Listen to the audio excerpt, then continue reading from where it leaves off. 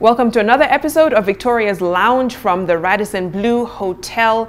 Now, it has been quite the eventful party primary season that has had its fair share of surprises, one of which is the apparent rise of women politicians. We could see the first ever democratically elected governor and senator from various counties. So is this really a perception change among the electorate on the ground? Or are women still having to do that much more to truly earn their positions in power? Well, that and much more in our political topic mashup tonight. Let's meet the panel. Daisy Amdani is the Executive Director of Community Advocacy and Awareness Trust that deals primarily in advocacy, networking, empowerment, training, research, consulting, and sustainable development approaches. Daisy has been instrumental in advancing gender issues in various spheres, most recently through the Nimama campaign that seeks to have more women occupy the political space in the coming general election. Jessica Musila is the Executive Director of Mzalendo Trust. She has overseen its institutional development from 2011. She is a communication specialist and policy analyst with over 15 years' experience in governance, development, and humanitarian sectors. Michael Orwa is a Kenyan professional with significant interest and experience in governance, development, and international affairs. Currently, he serves as the program manager in charge of the Integrity and Active Citizenship program for the Kenya Dialogues Project at the Society for International Development. Hashtag Victoria's Lounge is how you can chime into the conversation on social media as usual. Let's begin this political topic mashup, if you will. We've been watching quite a few women coming into the political space. They've been there, but now coming into the governorship and senatorial positions. Laboso and Waiguru, and we also have Ms. Kahika coming in as the senator in Nakuru. And it's very interesting to see women now taking up electoral positions in governor and senator. Daisy, let me get your take from that. What do you think this is probably informed by? Is it the electoral now kind of electorate coming and saying, yeah, we see women now as important people in these positions, or are these some backroom deals? In your estimation, what do you think? I think that to be fair, we've always had women who aspire to those positions. Right. But given that a lot of the politics is local and the dominant parties in those areas are the ones that carry the day, the fact that they've been able to maneuver the political party machinery to emerge tops, for me, shows that women are beginning to learn the ropes, the political ropes. The electorate has, I think that we've been a bit unfair to the electorate in terms of, saying that the electorate don't vote for women. Yeah. They do. They actually do. If you look at, since the 10th Parliament, we've had women coming in, but always on the dominant party. So this, for me, it shows that if women actually are given opportunity within political parties that are favored on the ground, then there is no stopping them. You know, I mean, the sky is the limit. You know, they can break through that proverbial glass ceiling. Having said that, I think that there's still a lot more to be done, because we've seen that most of the women who have successfully managed to break through are women who have been in the political arena. I at least have had some political visibility, you know. So that shows that if the political parties really understand the role that they need to play, then we're going to see more and more women, if they do what the law requires of them, because part of the political parties' funding, 30% of it is actually supposed to be used to include women in the political affairs. So if women are given more visibility within the political parties, I think we're going to see more and more women, because the political parties remain the primary gatekeepers. You're right. You need that backing by the political party. And I'll bring this to you, Michael. How do women then assert their influence within their respective parties to be able to have that kind of visibility? I think a good place to pick from where Daisy has left, I think the political parties have a significant role to play, not just in the maturation of our democracy, but particularly in terms of inclusion of both women and young people. And I think a greater concern for some of us is that political parties in this country are still not yet institutionalized, partly because if you look at the high mortality rate of political parties, the dominant political party that removed Moi and Kanu in power in 2002 did not contest 2007. The party that won in 2007 did not contest or had no presidential candidate in 2012, and 2012 winner is not gonna contest as a coalition. It was a coalition, now it's a brand new party, same to the opposition and stuff. So that high rate of mortality is a concern, because it then means we can't build political parties as institutions, sustainable with structures, systems and stuff. And that makes it very difficult to actually incorporate marginalized groups for young people, women, marginalized in the sense of political power within political parties and the ability to organize as women, women leagues, youth leagues and stuff. So I think one is political parties have a really, really important role to play in this, and I don't think we should let them off the hook. And I think women organizations, feminist leadership organizations have to actually light the fire underneath both party leaders, party owners and political parties, and start to issue threats of either you incorporate or, you know, I wouldn't be apologetic to have a radical shift and have a women's political party anyways. I mean, I know that kind of... It's not allowed by law. Okay. It's discriminatory. Yeah. It's discriminatory. Okay, thank you. But I mean, that's the kind of inconvenient things that we need to probably do to disrupt the system. I think the system needs to be disrupted significantly to enable women come in. Having said that, I think your question about how do women organize, I think it's more effectively to seize those opportunities, visibility and stuff. One, I think that they don't need to wait on the sidelines.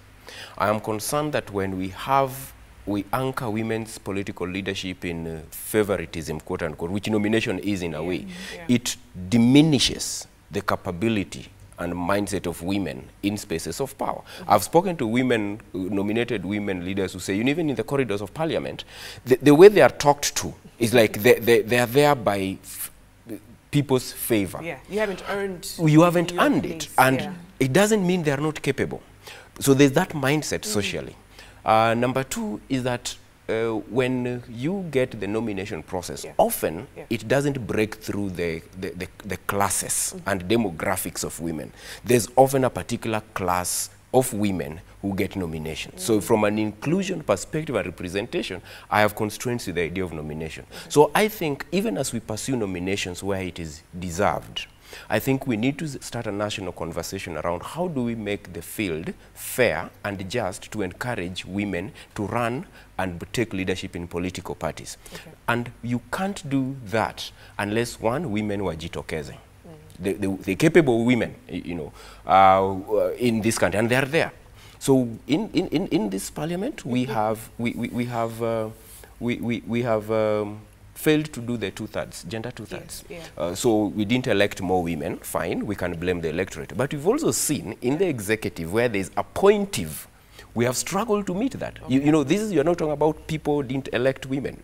You're telling me we can't appoint enough female ambassadors. We don't have women in international relations and development. We can't appoint enough women in cabinet to meet the gender two-thirds, because this is direct prerogative of the president, for example. So so we are failing women both in the electoral processes and in the appointive, and the constitution envisages both spaces. So my take is that women need to show up in political parties, take over political parties by, you know, being in spaces, in committees, in executive councils and stuff, and organize within. To wait outside to be incorporated has not worked for women. And you raised a really good point, Jessica, and I want to get your take on that. This whole element of tokenism among women who are in parties, because we're celebrating, yes, we have some women faces in the senatorial and the gubernatorial races, but again, it's almost like these are women who've been handed or given this space as opposed to she's fought for it. I don't know, because it's also a perception battle too. Actually, just to share his opinion about the parties, the reality is the women who have the capacity to actually run and really shake the ground most times are ousted at nominations. In fact, they make sure that it's shambolic, so that if they know they cannot control you, you are very opinionated, you will be able to walk all over, they have done their research, and there are people tell them, you carry the ground, they will not have proper nomination that day. Wow. So that the decision is made at Secretariat. I have campaigned for a woman before, and that this was my experience. So, in fact, that's why we end up having the token women now.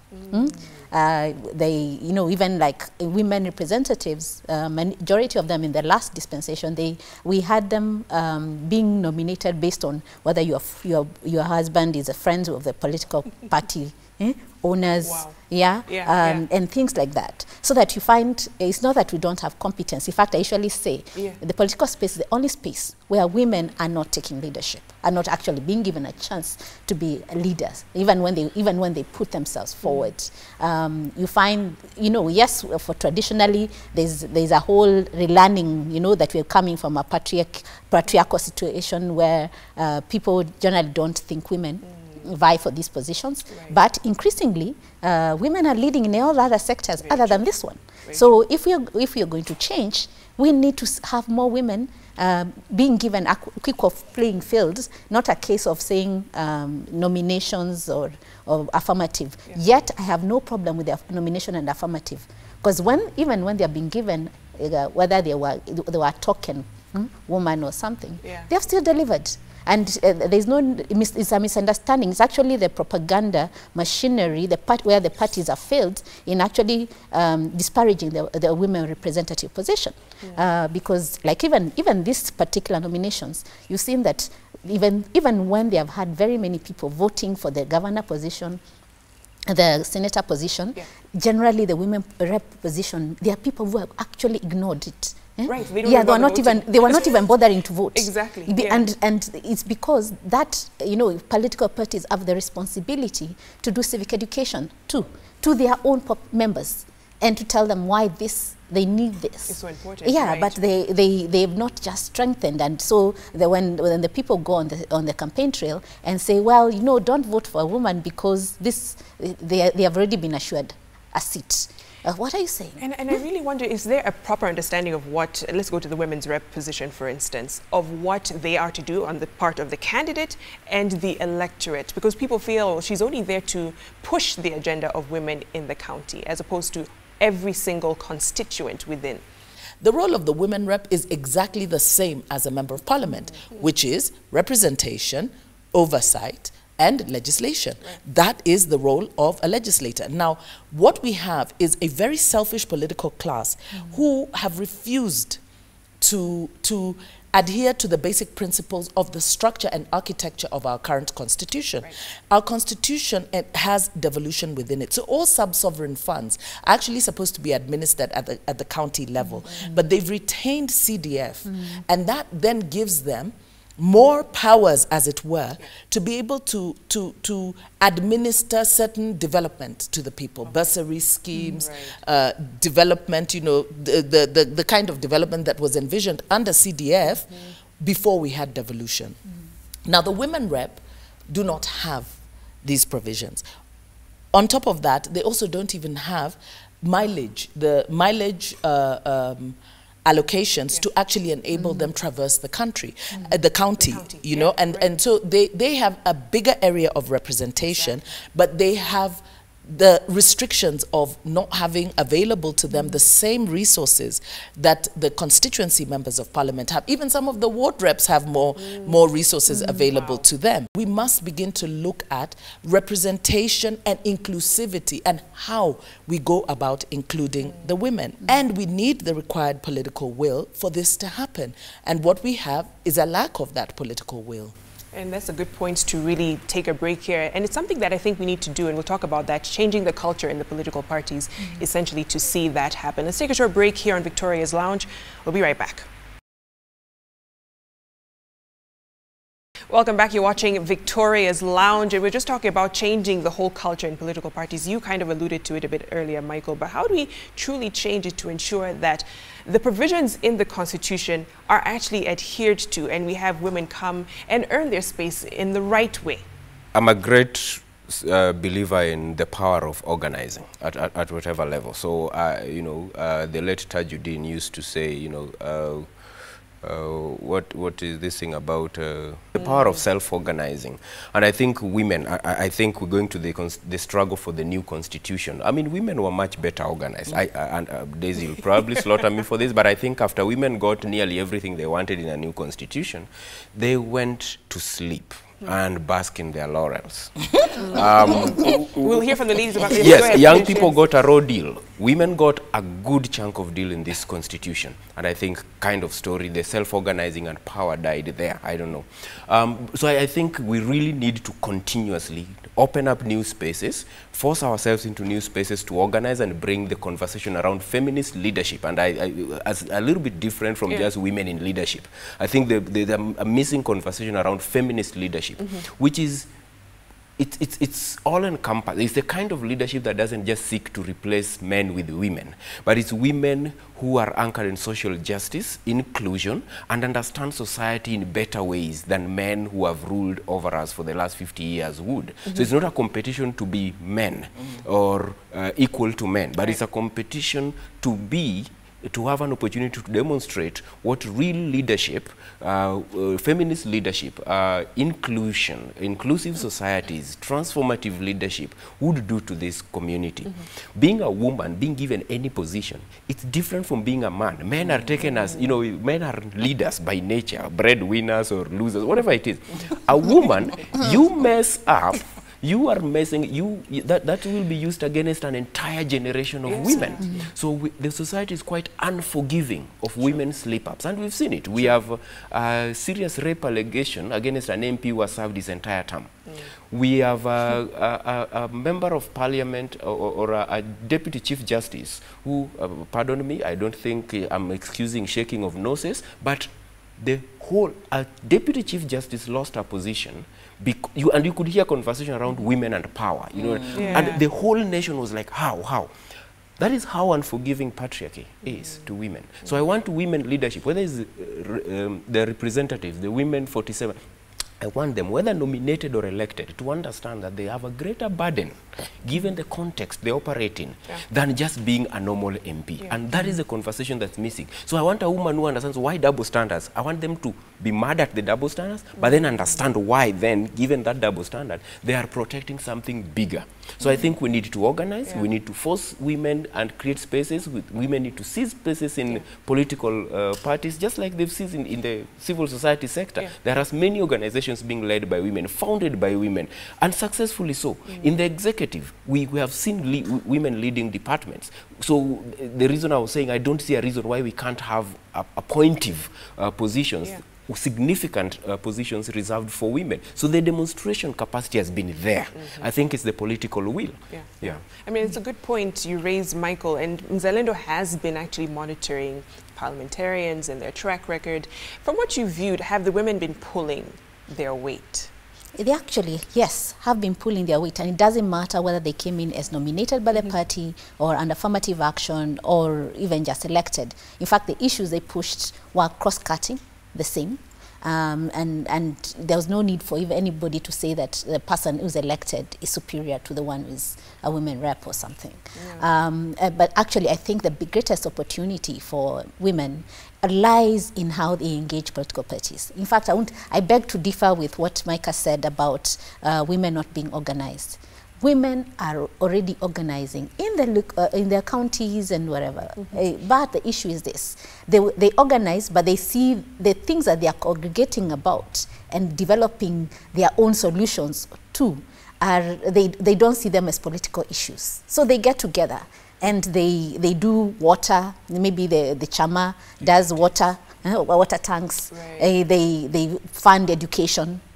So they don't realize they're actually taxing themselves the second time, yet they have opportunities, if this is a party which is in their area, to just send make sure they influence how that party interacts with them at the local level, and in that way build the capacity for who gets to lead them in the next election in terms of who vies for office. And that's actually a missed opportunity. I think for me, anybody engaging with the chama groups all over the country, and it's a big network, needs to show them that issue that they are congregating around, whether they are doing it as a church group, whether they are doing it as a family, whether they are doing it as these groups in Ukambani, they go digging each other's chambers, they need to see that it's a political issue.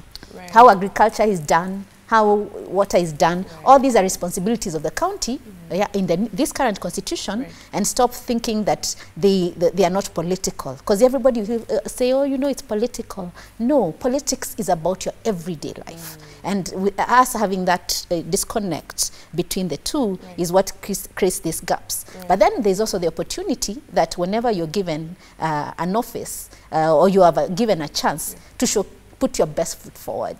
Yeah, it's like you have to work double effort, give double effort to a task. I would say that yes, we may not have met the threshold in the cabinet, but it was actually inspiring to see women being given opportunity to showcase what they are able to do and in their areas of strength. And that in itself, like the lady for environment, you know, and things like that, they have helped, you know, Amina Mohammed, in terms of being role models. So somebody saying that when women are being given a chance, it doesn't change society. Kenya, I don't think Kenya has ever had a better record of, or you know, in how we've been positioned in foreign affairs by what Amina has done. And yeah, so there's opportunity to engage totally different. Victoria, there's something you say, if you allow me. There's something around, and I think it's really profound. And I know we've spoken about, you know, elections, and I mean, we're in an election era, so election appointments and stuff. But I think there's also the two things you've said. One is to break down the idea of politics and political engagement. So it doesn't, to be politically conscious doesn't mean every woman we know must run for office, must be appointed. So the political organization can also bring success by women organizing to compel elected leaders, whether men or women, young or old, to actually deliver on the promises of the Constitution, deliver on the electoral promises. So we have to break down so that women, and I agree with you, women are already organized. Except it's not seen as political organizing, because we tend to have this conversation in this country where people say, even among our friends, oh, I'm not into politics, because they don't understand politics is the determination of who gets what, how, why, and when. And once you understand that, politics is everywhere. If we can break this to make this local level organizing, get a political character in the mindset of our mothers who do guitars round and organize and do bigger things. And they understand that the reason you have to fundraise for health every other time is that actually this local clinic that used to work is no longer working, and it's something, a breakdown in leadership somewhere, and you can actually put political pressure. And it doesn't have to be negative, it doesn't have to be disruptive. The same political pressure on your local representative and say, look, we are not going to take this anymore. So then you have resources that you don't have to be double taxed. You have resources that you can direct to other things as women. So I think that was a profound point. That presumes, and they are correct in that, but that presumes that our politics is issues-based, which it is not. And that's where the problem lies. Because our politics is not driven by issues, but rather by tribe, people are still not able to make that connection, which is what we've been trying to do. We launched the Nimama campaign, and that's what Nimama is about. It's really about building women into a political capital and helping them understand that politics is about interests, and that your interests are about your livelihoods. And politics determines the kind of livelihoods that you will have. Therefore, you must make certain demands on the political process, because you find that women, like others, tend to congregate around tribe. And you see the problem with that, your leader doesn't need to be anything other than coming from that tribe. For them to be voted in, they do not have to be able to deliver. They do not have to be able to be accountable. They don't need to be anything other than that tribe. And that is a huge disconnect that women and the general electorate have, because while the electorate complain, like now you can see there's so much disaffection about the cost of living, you know, and inflation, but nobody is linking it to the politics. And even where we have lamentations and you know, political players saying, oh, the cost of living has gone high, and that they will address the cost of living, they don't tell you how, because people need to be able to inform those processes. So that's really what we're trying to make women understand that these problems, the breakdown of public services, which directly affects your life, is related directly to the political choices that you make. And that's a good point, because I think it also will bring us a resurgence of lobby groups here in Kenya. It's something that we haven't really kind of conceptualized yet, but we could be on the brink of that, especially the fact that women have been able to do it, and you're right, at the grassroots, at the community level, they know how to do it already. They just need to get it to a level where it can actually engage the political class and actually see something happening. And it's happening slowly, you are right. Let's take a short break here in Victoria's Lounge. We'll be right back as we continue this conversation. All right, welcome back. You're watching Victoria's Lounge. Just head back into the whole conversation of women organizing. And we saw the Nimama campaign launch at Bomas of Kenya.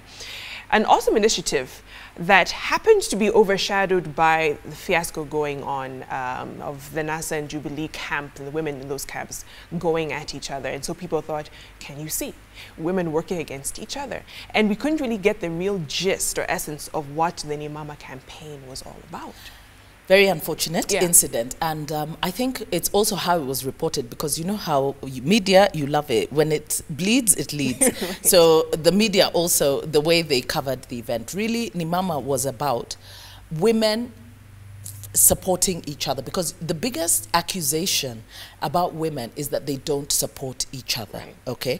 And the tagline for Nimama was tunapendana mpaka kwa debe, so that our support is going to be all the way to the ballot, so that we're mobilizing women to support women across the parties, women to get into the political arena, get into the political parties, get into the political spaces, and we will mobilize around the candidature so that we can have women carrying specific issues, so that women become the agents of transformative leadership. What people were offended by was that this was an initiative about women. We weren't there to say that we are supporting any political faction.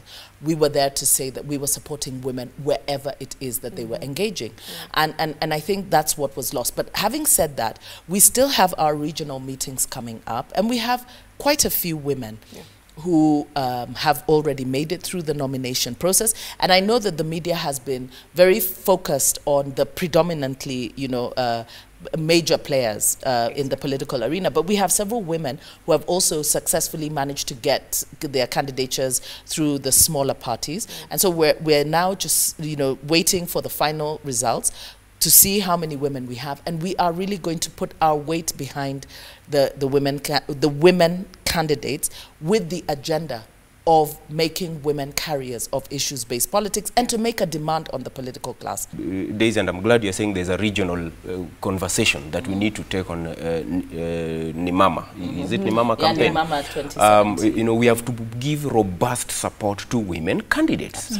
For what it's worth, as a feminist, I'm sad to say this, but I think I'm at a level where, with all the failures of 2/3, I'm at a level where I just want more women in positions of authority. Then I can talk about the qualitative issues later, because every time you raise, there's a conversation about we don't just want women for women's sake, and you might disagree, but it might even look controversial. But I think men have, for lack of a better word, had their part to mess up this country and this society.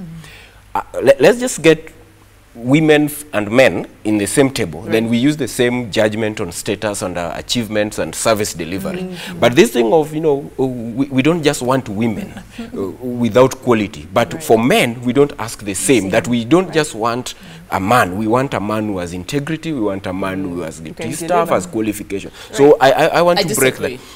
Yes, I suspect it. We'll get but so I think I want more women. I want those women who are mejitokeza, let's support them robustly, let them get into that place, and I'm happy to have that conversation at the next level. But for you, the caliber matters, Before Daisy. you move on, I want to disagree because of the same issue that Michael raised about the discrepancy in the way we view women's leadership. Women are judged that much more harshly. And you must remember that our rationale behind women and leadership has always been that women are bringing something different to the table.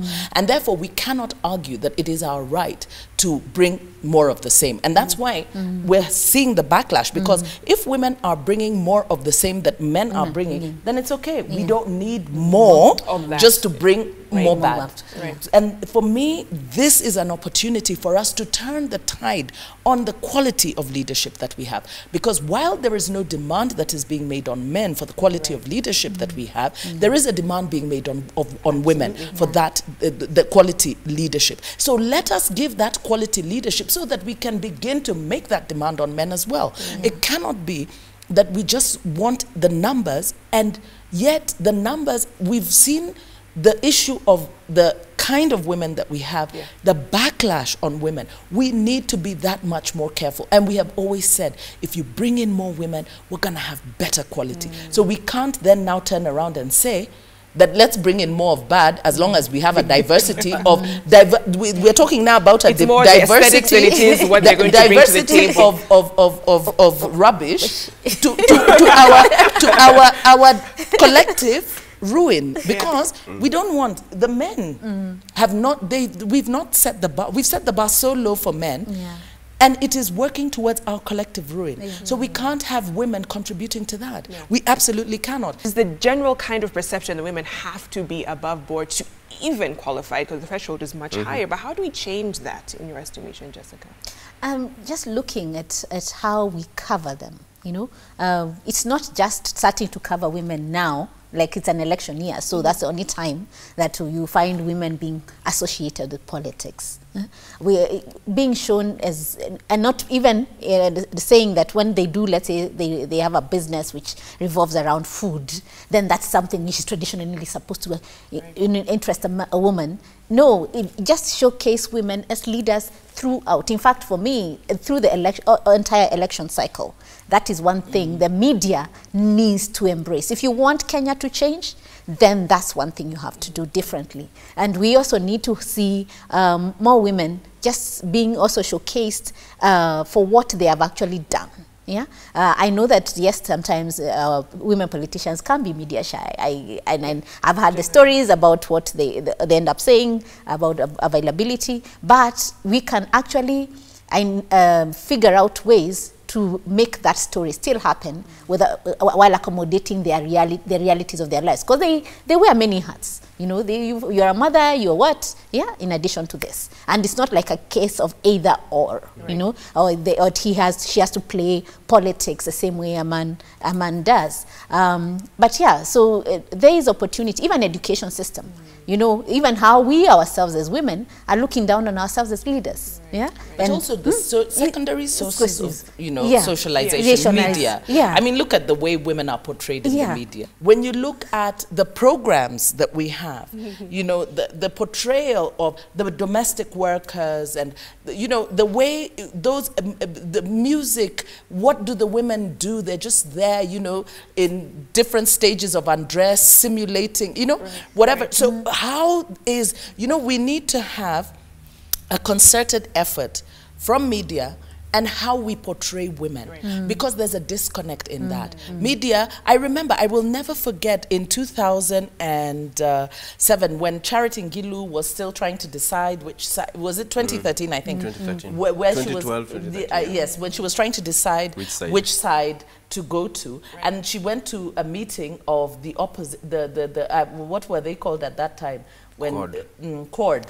She went to a meeting of CORD at the KICC, and the media showcased her legs. Yeah. And they said that she had brought her beautiful legs to the, you recall that? Yeah. And there was an outrage, you know, and that was front page news, that Charity Ngilu had brought her beautiful legs to the coalition. Wow. That's what the media... That's what she was bringing to the table, Exactly. So I think that we need to begin to look at how, you know, the gendered talk, the gendered coverage of women, whereby it's okay to showcase the men when they're really saying nothing. Yeah. You know, they're just going, ooh, ah, you know, and people are like, yeah, you know, that's the alpha politician. Right. And when the women are trying to discuss the issues, because it's not charged enough, and people are kind of like bored about it, you know. The media doesn't angle that in a certain way. So it really does matter. And the truth is, majority of us in our homes, you're finding women are carrying all the vital, are making all the vital decisions in a lot of families across Kenya. In fact, if we're talking about the women representatives, you know, people would think that in a male-dominated society, like especially the communities in northern Kenya, that the women would not have, traditionally they have not had much of a voice because they're considered together with the property. But the women who came in as women representatives outdid themselves in advancing the state, you know, the school system, they advancing the water, the issues of security, the issue of small whatever representation of people if they don't have money to social services, legal services, things like that. And when we look at the value that women have added to institutions. You look at somebody like Justice Martha Koome. I mean, she came up with the family checklist so that families are able to really tick off before you come to court and you're constantly being sent here and there because you don't have what is required for your case to continue. She developed a checklist so that you can come one-stop shop and you're told before your case starts, you must have this as a bare minimum. So that it makes it easier for people to access justice. So I think that those are things that people need to start, the media can begin to showcase those kind of things. You know, not to look for the damaging stories for the women crooks. I mean, women are human. You will get the corrupt among them. You will get the morally decrepit. They are human. So we will always have, just like we have good men and we have bad men, we have good women and we have bad women. So let's not just highlight those issues, you know. Let's look at how do we spin a positive message and a positive narrative around what women bring, because everybody values women. And it's not just about beauty, That's another. And that can be a whole show if we're going to address the sexualization of women candidates. But absolutely, we have to bring it to a close. Beauty. Thank you so much, Jessica, Michael, and Daisy for your time and insights.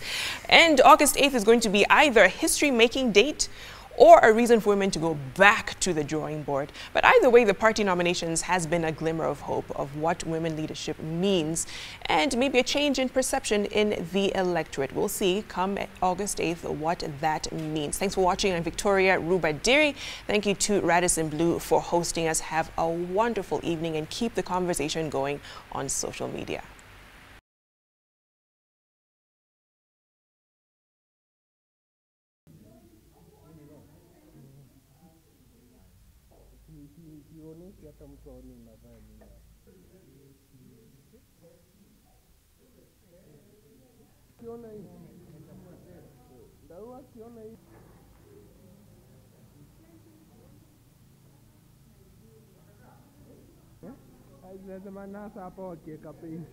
Yes, Wahoo? I just need my phone. Wahoo? But it's a reality, and I thought, my goodness.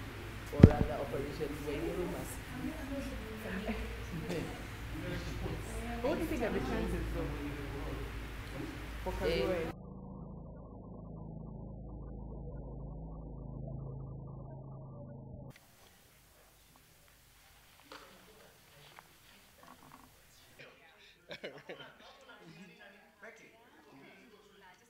I think on so many levels, though. Because I remember I was doing an initiative with the Gulf African Bank, and they were trying to improve the capability, unspeakable parts of it.